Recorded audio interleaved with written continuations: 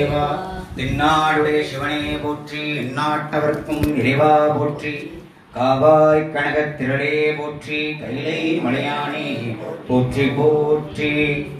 ஈரோடு திருமுறை கழகம் தொண்டர் சீர்பரவார் திருவள்ளிகளை போற்றி, சம்பந்தர் சரணாலயம் திருவள்ளிகள் போற்றி, ஆரூர் அடிகள் திருவள்ளிகள் போற்றி போற்றி.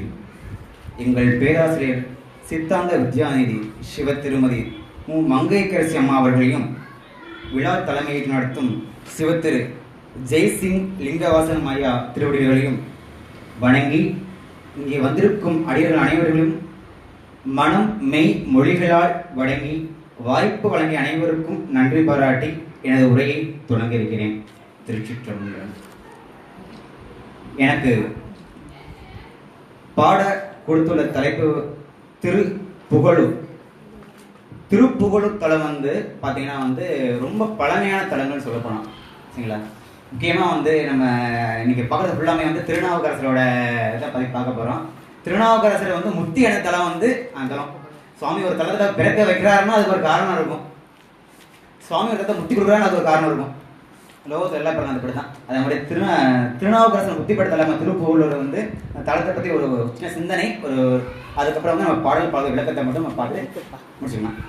திருச்சிற்றம்பலம். தலம் திருப்புகழூர். மூலவர் அக்னிபுரீஸ்வரர் கோணப்பிரான். தாயார் கருத்த குழலி சூழிகாம்பாள். தல விருட்சம் புன்னைமரம். தீர்த்தம் அக்னி தீர்த்தம், பான தீர்த்தம். புராணங்களின் பெயர் திருப்புகழூர். தற்போது தமிழ்நாட்டில் நாகப்பட்டினம் மாவட்டத்தில் இத்தலம் அமைந்திருக்கு. தலத்தில் பாடியவர் யாருன்னு கேட்டீங்கன்னா திருஞான சம்பந்தர், திருநாவுக்கரசர், சுந்தரமூர்த்தி சுவாமிகள். இந்த தலம் பார்த்தீங்கன்னா காவிரி தென்கரை தலத்தில் 75வது தலமாக அமைந்திருக்கு. மற்றும் தேவார பாடல்பட்ட தலத்தில் 274வது தலத்தில் இது 138வது தலமாக அமைந்தது. ஒரு சிறப்பாக இருக்கும். இந்த தல சிறப்பு என்னன்னு பார்த்தீங்கன்னா, இங்கே இறைவன் சுயம்பமூர்த்தி அருள் பார்க்கிறாரு. திருநாவுக்கரசர் முத்தி அடைஞ்ச தலம். மேலும் முருக நாயனர் அவர் அவதாரம் பண்ண தலமாக இருக்குது. இந்த தலம் சோழர்களால் கட்டப்பட்ட தலம். இங்கே முக்கியமான தலத்தை சொல்லி பார்த்தீங்கன்னா இங்கே அக்னி பகவானுக்கு உருவம் இருக்குது. மற்ற எல்லா தலமும் பார்த்தீங்கன்னா அக்னி பகவான் உருவம் கிடையாது. சரிங்களா? இங்கே அக்னி பகவான் 7 சுடர்கள், 5 கரங்கள், 3 கால்கள், 4 கொம்பு, 7 கைகள், 2 முகம்னு. ஒரு முகம் பார்க்கறதே கஷ்டம். அது 7 சுடர்கள். அந்த சுடர் ஜுவாலை 7 சுடராக இருக்காமா. 5 கரங்கள் கொண்ட, 3 கால்களுடைய, 4 கொம்போடு, 7 கைகளோடு, 2 முகத்தோட இன்னைக்கு முன்னா தரிசனிக்கலாம். செப்பு திருமேனியா கோயில் இருக்கா அக்னி பகவான். இது அக்னி வழிபட்ட தலனால சுவாமிக்கு திருப்பேர் அக்னிபுரீஸ்வரன் பேரு. மேலும் வாஸ்து தோஷம் நீங்கிறதுக்கு இந்த தலத்தில் வழிபாடு செய்யலான்னு சொல்ல வராங்க. இங்குள்ள இறைவனை வழிபாடுவதன் மூலம் குழந்தை, வீடு பேர் மற்றும் செல்வாக்கியம் கிடைக்குதுன்னு சொல்றாங்க. இந்த தலத்தில் முக்கியமான சிறப்பு என்ன கேட்டீங்கன்னா சுந்தரருக்கு பொன் சுந்தர் தெரியும். சுந்தரம் இறைவன் நட்பு பாராட்டுவார். அங்கே சுந்தர் பொன் பெறுவார். அதனால செங்கற்களை பொன்னாங்க மாற்ற தலம்.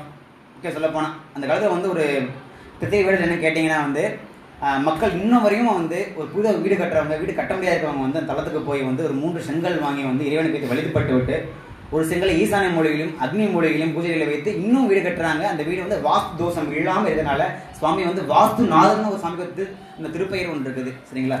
அடுத்து அம்பா இங்கே சுகப்பிரசவம் தரையிடுகிறது. மற்ற எல்லா ஊர்களையும் சுகப்பிரசவம் இது விபத்துகள் நடக்கும். இங்கே அந்த விபத்துகளை தற்போது வரை இல்லை. ஏன்னா அம்பாள் சூழிகாம்பாள். சூழினா மருத்துவச்சின்னு சொல்லுவாங்க.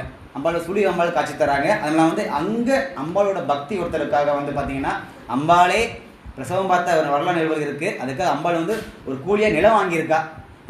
பெருமைகள் நடந்து கூட திருப்புகழ்னு சொல்ல வராங்க. அதுவும் இல்லாமல் சாயலட்சிய காலத்தில் அம்பாளுக்கு பார்த்தீங்கன்னா வெள்ளை பட்டு புடவை சாத்தி அம்பாள் ராஜராஜேஸ்வரி குளத்தில் காட்சியரா. எங்கேயும் காண கிடைக்காத காட்சி. அந்த குளத்தில் தரிசனம் பண்ணுறது மூலியமா திருமண தடை நீங்கும், குழந்தை பிறகு குழந்தை கிடைக்கணும் இன்ன வரையும் நம்பக்கூடிய ஒரு நம்பிக்கையாக இருக்குது. மேலும் தளத்தில் கால சங்கார மூர்த்தியாக தனி சன்னதி கொண்டு அருள் பாலிக்கிறாரு. மேலும் முக்கியமானது நம்ம பார்க்க போகிற திருநாவுக்கரசர் தான். முத்தி இன்னைக்கும் சித்திரை மாதம் சதயத்துக்கு முன்னாடி 10 நாள் திருவிழா எடுக்கிறாங்க. அந்த நேரில் எப்போ பார்க்கலாம். சுவாமி நேரில் அந்த ஜோதியாக காட்சி தரதுகள் 4ஆம் ஜாம் பூஜையில் நிறுத்துறாங்க. என்ன சொல்ல, கண்களில் நீர் வழிகிற அளவுக்கு நமக்கு அந்த நிகழ்வுலாம் இருக்கும். அங்கே ஒரு முறை சென்று தரிசனம் பண்ணால் உங்களுக்கு அந்த அளவுக்கு திருவள்ளிமலையில் திருப்புகழூர் பார்த்தீங்கன்னா உங்களுக்கு தெரியும். அப்புறம் இன்னொரு தகவல்னு கேட்டிங்கன்னா, ஒரு கோயில் ஆனால் 2 சன்னதி உள்ள இருக்கு. அது வந்து மிக சிறப்பானது. ஒரு சன்னதி வந்து சுவாமி அக்னிபுரீஸ்வரரும் தாயாரை வந்து கருத்த குழலி சூழிகாம்பாள் வந்து பாடியிருக்காங்க. இந்த சுவாமி பாடினது வந்து அப்பர் பிரான் பாடியிருக்காங்க, அப்பர் திருஞான சம்பந்தர் பாடியிருக்காங்க. இன்னொரு சன்னதி பார்த்தீங்கன்னா வர்த்தமானேஸ்வரர், இறைவி வந்து மனோன்மணி அம்மை. அந்த தலத்தை ஒட்டி தனி வாசல் கிடையாது, ஒரு சிவரு தான் இருக்கும். சைடில் போய் பார்த்தீங்கன்னா தரிசனம் பண்ணலாம். அங்கே வந்து பார்த்தீங்கன்னா சம்பந்தர் தனியாக அந்த இறைவனுக்கு மட்டும் ஒரு பதியம் பாடியிருக்காரு. மற்றவங்க திருநாவுக்கரசர் பதியம் பண்ணியிருக்காரு, சுந்தர தனியாக பதியம் பண்ணியிருக்காரு. இருந்த போதும் சம்பந்தரை மட்டும் இந்த வர்த்தமானேஸ்வரை மட்டும் வச்சு ஒரு பாடல் வந்து பாடியிருக்காரு. ஒரு மிகச் சிறப்பாக இருக்கும். அப்புறம் பார்த்தீங்கன்னா இப்போ எல்லாத்துக்கும் வந்து சனிப்பெயர்ச்சியை பற்றி ரொம்ப பயந்துட்டு இருக்கீங்க. இந்த தலம் வந்து சனிப்பெயர்ச்சிக்கும் சனீஸ்வரருக்கும் முக்கியமான தலமாக சொல்லப்படுகிறது திருப்புகழூர். இப்படி பார்த்தீங்கன்னா இத்தலத்தில் வந்து நலச்சக்கரவர்த்திற்கும் சனீஸ்வரருக்கும் ஒரே சன்னதி. அதாவது நலச்சக்கரவர்த்தி வந்து பானாசுரங்கிற ஒரு குளத்தில் வந்து அங்கே தீர்த்தம் இருக்குது. அந்த தீர்த்தத்தில் வந்து மூழ்கி எழும்போது இங்கே வந்து 7 கிலோமீட்டர், அதாவது 7 கல்னு சொல்லுவாங்க, அங்கே வந்து ஒரு அசரீரிகை அடிச்சா. குளத்தில் முடிச்ச சனமே நான் உன்னை விட்டு போயிட்டேன்னு வந்து திருநள்ளாறு சனீஸ்வரர் வந்து சொன்னாரா. அப்படிப்பட்ட வந்து தலம். இங்கே வந்து சனீஸ்வரர் வந்து அனுகிரக சனீஸ்வரரை வந்து காட்சி தராரு. போய் சேவிச்சுக்கலாம் எல்லாருமே. மற்றும் வந்து அம்பாள் வந்து இங்கே தெற்கு பார்த்து வந்து முகமுடியாக இருக்காங்க. அதனால சுவாமி சுயம்பலிங்கமாக சாமி சாஞ்சி இருக்காரு. எல்லா திருமையிலும் வந்து சுவாமி வந்து நேராக இருப்பார் பார்த்துருக்கீங்க. இங்கே சுவாமி வந்து சாஞ்சிருக்கிற ஒரு பெரிய புராண கதையே இருக்குது. அதாவது பானாசுரனோட தாயார் வந்து சிவபூஜை பண்ணுறாங்க. சாதாரணமாக பண்ண கிடையாது. அதை வந்து ஒவ்வொரு நாளும் ஒவ்வொரு லிங்கம் சிவலிங்கங்கள்லாம் பார்த்து பார்த்து பார்த்து பூஜை பண்ணுறாங்க. அப்படி வந்து அவங்களுக்கு ஒரு அகங்காரம் வந்துடுது. தன்னை போல சிவபூஜை பண்ணுறதுக்கு ஆட்கள் இல்லை அப்படின்னு சொல்லி பண்ணுறது. அப்படி பண்ணும்போது வந்து 108வது லிங்கமாக வந்து சுவாமி வந்து இங்கே இது பண்ணும்போது வந்து பார்த்தீங்கன்னா வந்து அந்த அகங்காரத்தினால வந்து அந்த அம்மையோட வந்து வீடு நிறைவேற்றாம சாமி போயிடுறாரு. அதனால் வந்து புலம்புறாங்க, நான் இப்படி பண்ணிட்டேன் மன்னிச்சுக்கன்னு சொல்லும்போது வந்து காசியில் போய் எனக்காக வந்து ஒரு மண் லிங்கத்தை பிரதிஷ்டை பண்ணி அதனால் வந்து சாகுபூஷணம் பெற்றுக்கோ அப்படின்னாங்க.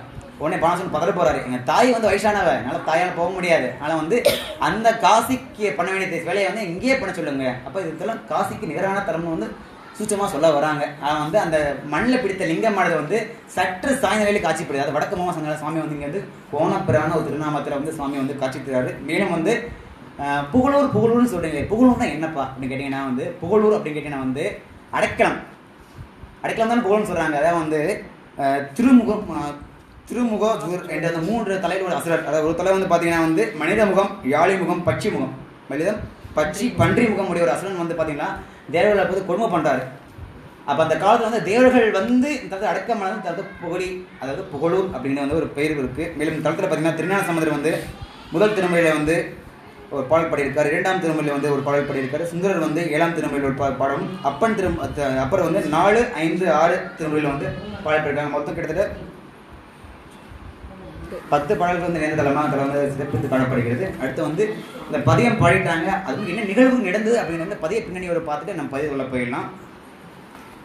திருவாரூர் நகரில் வந்து நடைபெற்ற திருவாதி திருவிழா வந்து கண்ட முயல்ந்த அப்பர் பிரான் புகழூர் செய்கிறார்.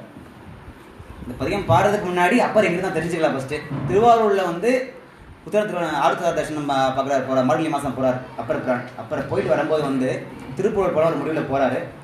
வரும்போது வந்து எல்லா தலங்களும் பார்த்துட்டு வராரு. இவர் ஒரு பக்கம் வரும்போது திருஞான சம்பந்தர் என்ன பண்ணுறாரு, அவர் ஒரு பக்கம் சந்திப்பு நடக்குது அப்படிங்கிற மாதிரி. அவர் ஒரு பக்கமாக வந்து தலையாத்திரை வராரு, இவர் ஒரு பக்கமாக தலையாத்திரை வராரு. 2 பேரும் வந்து ஒன்றும் சந்திக்கிறாங்க. இது வந்து திருநாவுக்கரசருக்கு வந்து 2வது சந்திப்பு. ஏற்கனவே சிறுகாலிகளுக்கு சந்திச்சிட்டாங்க, இது வந்து 2வது சந்திப்பாக வந்து அமையுது. அதாவது திருப்புகழூருக்கு வர்றது வந்து இது 2ஆம் டைமாக வராரு. சரிங்களா? அதாவது சீர்காழியில் வந்து ஒருவருக்கு சந்தித்து கொண்ட பிறகு 2ஆம் முறையாக இருவரும் போல் சந்திக்கின்றனர். சீர்காழியில் இருவரும் தங்களுடன் வந்த தொண்டர்கள் புலாங்கள் சந்திக்கும் போது அருட்பெருக்கடலும் திருஞான சம்பந்தரும் அன்பு கடலும் திருநாவுக்கரசரும் 2 கலந்து சீக்கிரம் இருந்து ஒரு பாட்டில் வந்து குறிப்பிட்டிருக்காரு. அடுத்தாவது பதிகத்துக்கு போயிடலாம். ரொம்ப இதாக அளவுடன் போயிட்டு இருக்கோம். சரிங்களா? திருச்சிற்றம்பலம். பாடல் எண் 1 குறுந்தொகை தாளம் ரூபகம். துன்ன கோவன சுன்னவின் நீரணி துன்ன கோவன சுன்னவின் நீரணி பொன்ன கண்ண சடை புகழோரோ துன்ன கோவன சுன்னவின் நீரணி பொன்ன கண்ண சடை புகழூரரோ மின்ன கண்ண மின்ன கண்ண பெண் திங்களை பாம்புடன் மின்ன கண்ண வெண் திங்களை பாம்புடன் எண்ணு கோவுடன் வைத்திட்டிருப்பதே எண்ணு கோவுடன் வைத்திட்டு இருப்பதே.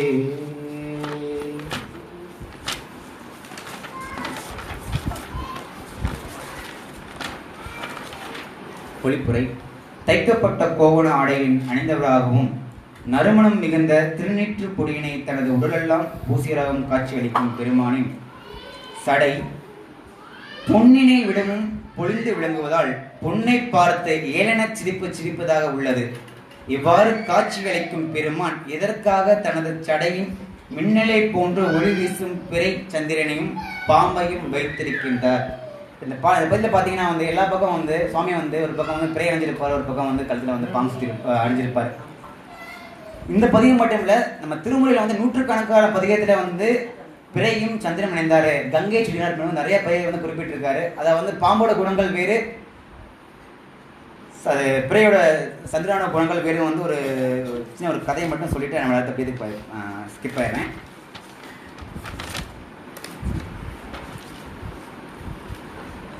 சந்திரனையும் பாம்பையும் ஒரே இடத்தில் வைத்திருக்கிறான் என்ற கேள்வி இந்த பாடலில் எழுப்பப்படுகிறது.